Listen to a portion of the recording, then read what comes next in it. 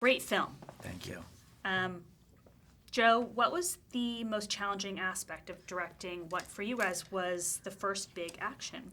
Choreography of the action is intense, and it's a very protracted process. Takes a lot of prep. You're working with a lot of people. Thankfully, we had really talented people that we were working with, from our stunt coordinators to our VFX department to our special effects guys. Everybody was the best in the business. Marvel attracts the creme de la creme of talent in the business. So that was probably the hardest part of the process for us. Anthony, anything to add to that? Was there anything you found particularly challenging? Not really in a weird way. I mean, other than what Joe said, it was just sort of like the idea of getting, because it's such an enormous endeavor, just getting ahead of it is extremely important. And we were so well supported by Marvel, we were able to do that. Did you find it easier to step into a film where the characters are almost pre-established? What was it like working in that sort of setting? We did, because we come from television where, shows like Community Arrested Development, we always say after 2 or 3 episodes, the actor knows the character better than we ever will. So it's easy to rely then on the actor to bring truth to the character.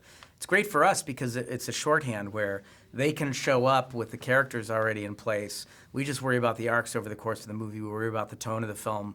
It takes a lot of burden off of directing performance, and it allows you to focus on the bigger picture of the movie. Anthony, you're a comic fan. I know you are as well, Joe. How did that knowledge inform you on this particular film and your directing style? Well, it's most important in terms of like the approach to the character, in terms of what version of Captain America we want to do. And it's for us, we didn't want to get caught in the Boy Scout version, which sometimes he can be associated with. We really wanted to butch the character up, bring him into the modern day, and make him a kind of a man's man that we could really relate to. I mean, we referenced his virtues are sort of like Rocky Balboa. We've referenced as we were sort of thinking about the script, in that sense that he has a very simple goal, very fixed kind of virtues, but he's kind of unbreakable, and that's what's fun about him. So in this movie, it was our job to think about, okay, how are we going to break him? And that's very much how we approached the film, yeah. We definitely see a whole lot more depth in Captain America, Steve Rogers, in this film. And how much of that comes from the relationship with the Winter Soldier? Why was he the perfect villain? Well, you can't, I mean, it's a gift. It's a real gift, and it's the genius of Brubaker's comic book run, is that he took, Cap's best friend and brother and turned him into the villain. And when you have, they always say, your hero's only as good as your villain. And so when you have a villain where the hero is such emotional turmoil with with his relationship to that villain, you just can't ask for better storytelling. So really, we were again gifted a great story arc between hero and villain. And you did that by really grounding the film in reality. Why was that so important to you? Well, because the movie is set in the political genre world, and it's like that world is exciting because it has stakes. It's stakes that feel real to you, and we were trying to play on a lot of our contemporary anxieties these days in the storytelling. So the realisms kind of flowed from that, is that this movie has a darker tone, needs real stakes, and that was basically what drove us. The film is shot beautifully, but it was also shot in a place you're very familiar with, Cleveland, among other places, but Cleveland is home to you guys. So how did it feel to go there and do a lot of the high-action scenes there?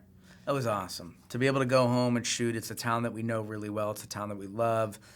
Not only do you get to share this town that you love with the crew, but, it's easier to find locations, and we know where everything is, and so when we're thinking of something in our heads, we can explain to the crew really quickly where this location may be, and we understand how to shoot the town. It's the 3rd movie that we've shot there, and also just to have your family around as a support system when you're working on something of this scale is fantastic. And I know the fans there are really looking forward to seeing it and having it screened in their hometown where it was shot. Yeah, we can't wait to bring it to the screen. It's going to be great. What really makes Captain America: The Winter Soldier different from the other Marvel films we've seen so far that are part of the Marvel Cinematic Universe? How does this stand out?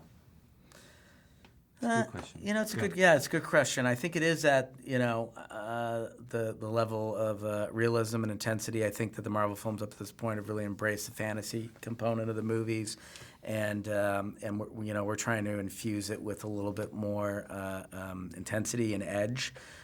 It's aggressive. We wanted a movie that would grab you and wouldn't let go until the end of the film, and hopefully we've accomplished that. So I think that that's what distinguishes it. That was a big thing with us when we talked to Marvel early on. We said, look, people will tell you that they love chocolate ice cream, but if all you give them is chocolate ice cream, sooner or later they're going to get sick of it. So we wanted to throw a curveball in there and add, something to their toolbox going forward that they could use to diversify and dimensionalize the universe. Oh, this is definitely a rocky road with all the All right, fixings and everything else. What do you want audiences to take away, and what do you think they should expect? What experience are you hoping they're going to have when they go into the theater? Like we always say, like the target we're always trying to hit is what, like the movies we love most is when you sit down in the theater with a box of popcorn and you realize halfway through the movie you haven't touched it. I mean, that's hopefully what we can offer to the audience is just a great, exciting thrill ride that keeps them fully engaged and fully excited throughout their time in the theater. So. And you also want, look, you're paying $15 to see a movie. I want to get the most I can for my money. If I can laugh and I can cry and I can see cool action and I can have thrills and, I'm getting the whole package. And so hopefully we try to give them as many emotional experiences we could over 2 hours as possible. It's amazing. I can't wait for everyone to see it. Thank you. Thank you.